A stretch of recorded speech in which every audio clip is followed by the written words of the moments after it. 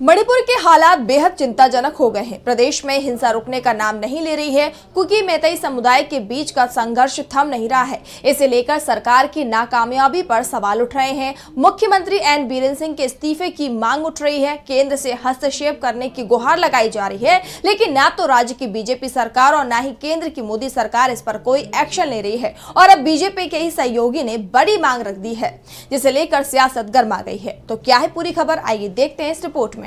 मणिपुर की हिंसा अब सियासी मुद्दा बनता जा रहा है। मांग उठ रही है प्रदेश में शांति बहाल करने की, लेकिन शांति बहाली की दिशा में सरकार की तरफ से कोई ठोस कदम अब तक सामने नहीं आया है।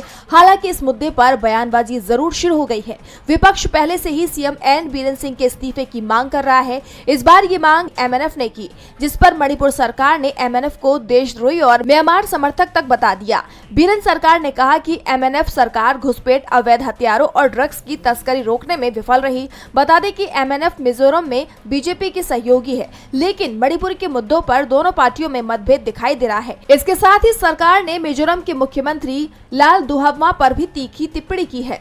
उन्होंने कहा कि लाल दुहबमा को एक अच्छा पड़ोसी और बेहतर राजनेता बनने की कोशिश करनी चाहिए। मणिपुर की बीजेपी सरकार ने आरोप लगाया कि लाल दुहबमा अपनी टिप्पणियों के जरिए नफरत और विभाजन की भावना भड़का रहे हैं, जो राज्य के सामाजिक और राजनीतिक माहौल के लिए नुकसानदेह है।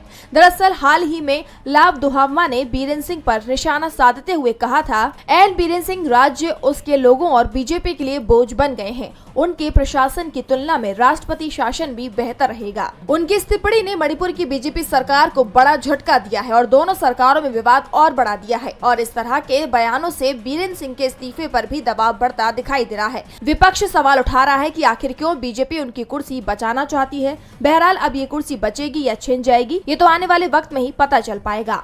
DB live